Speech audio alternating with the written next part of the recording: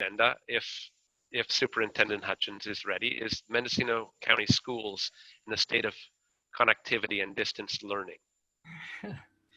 If you ever could imagine doing distance learning in Mendocino County with the state of our infrastructure, we're here.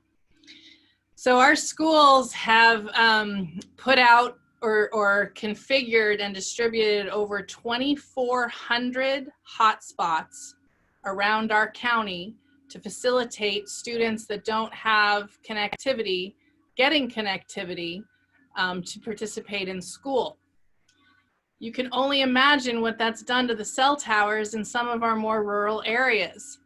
Covelo actually experienced a significant issue that affected their emergency services. Luckily, Sheriff Kendall was able to reach out to Senator McGuire and get some assistance with the cell company that serves Covelo to really expand and maximize that tower's ability so that the emergency services aren't affected by kids trying to connect to school. These are issues that the state of California couldn't even imagine would be a problem for a community because they don't really understand the true essence of what rural counties experience. So I will say that the distance learning provided today is much better and much superior to the distance learning that was provided in March.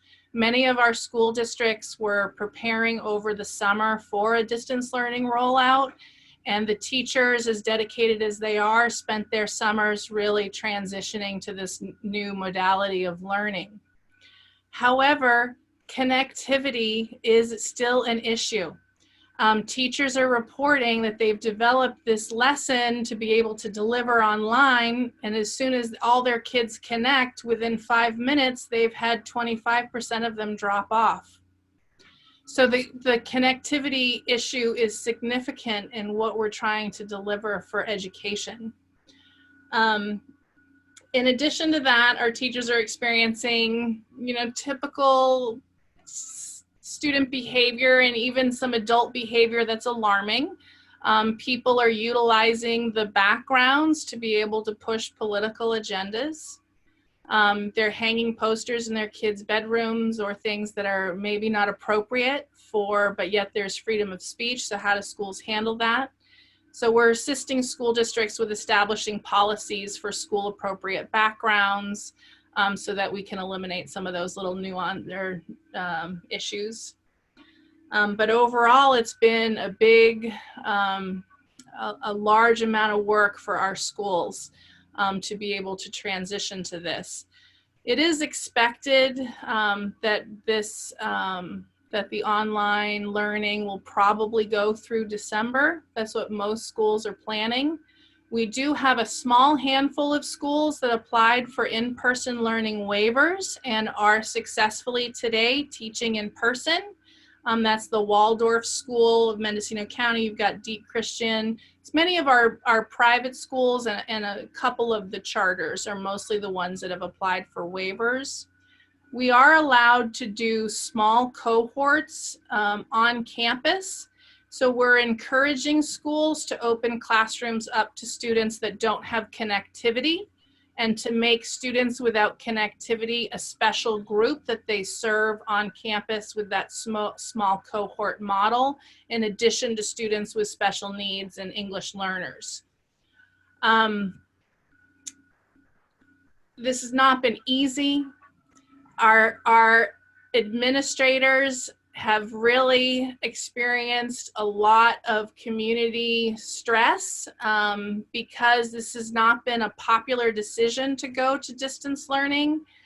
And so if you know a school administrator, give them a virtual hug because they could just use it right now. I'm concerned about longevity with many of our school administrators because this has been a really, really tough time. And generally, educators get a little bit of time in the summer to come down and revamp up their energy. And this year, they just went straight through. They just really worked hard all the way through. And so they're starting this school year much more tired than they would have started any other school year. So they really need support right now. So if anyone knows one, just give them a virtual hug. And I guess that's really all I have to report. Well, thank you very much. Does anyone have any questions? Michelle, Jim Moorhead, I'm curious about these 2,400 hotspots. Is this something that the carriers are deploying out of the goodness of their hearts, or are you having to pay for them? Schools had to buy them. The state of California did provide a handful of hotspots and some laptops to Willits Charter and Manchester Union School District. Both received hotspots and laptops from the state, but other than that, the schools have had to spend their own dollars to do this. And a lot of the schools have personally called their satellite companies and the cellular companies that serve their area to ask if they would, because one of the other issues is if a student has satellite service and you Zoom a lot, you're going to run out of your data pretty quickly, and then you're throttled down. So you're not able to continue to Zoom for the rest of the month unless you pay an exorbitant amount of money. So the school districts are calling these satellite companies saying, would you please not throttle down just this one family or these 3 families? And they're really not getting any success working with the satellite companies. So we've actually gone through CDE now, and with some assistance with Mike McGuire, we've given a list of all the satellite companies that serve our schools, and we're hoping that CDE and Senator McGuire will work together to put pressure on those companies to not throttle those students' data down. Okay. So the school districts are carrying a lot right now. Is there any documentation of your experience? I mean, at the end of the day, there'll be a short tells all the trials and tribulations that you're going through to make this all happen. It's pretty phenomenal, actually. Yeah, it truly is. You know, you're telling me essentially I should make a coordinated event to capture this. So, you know, we've had a couple of articles written. We were in EdSource this last week. And we did have a podcast with EdSource as well that went statewide. But outside of that, I will make more of an effort of capturing that story. I see what you're getting at. Well, the project, putting together an application with the CETA, the commission needs to understand the kind of challenges that folks like you are facing. I mean, they're down in San Francisco and they don't get it. You know, Senator McGuire is assisting getting our voice out. He has set up meetings specifically for the district superintendents in Mendocino County to talk directly to CDE, but we're not getting a line into that commission. But we are. That's where I think we can help. If we had, I don't want you to do anything at this point, but you know, when you come up with some air, a couple, 3 paragraphs, basically, you know, just the experience you're having with satellites and the gouging of hotspot, you have to pay for all this.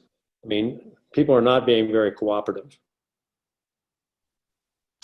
I don't want to burden just saying a couple paragraphs, we throw it over the fence and it helps.